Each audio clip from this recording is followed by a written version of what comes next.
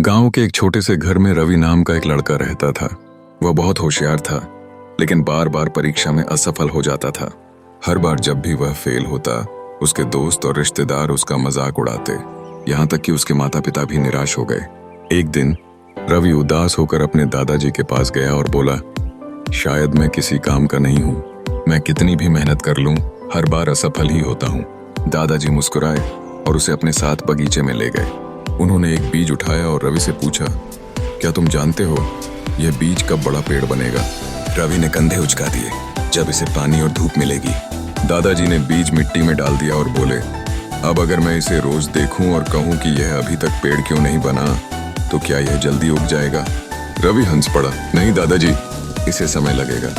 दादाजी ने समझाया, बिल्कुल सही, ठीक वैसे ही सफलता भी समय और मेहनत मांगती है। असफलता सिर्फ यह सिखाती है कि अगली बार क्या सुधार करना है। रवि को यह बात समझ में आ गई। उसने हार मानने के बजाय अपनी गलतियों से सीखने का फैसला किया।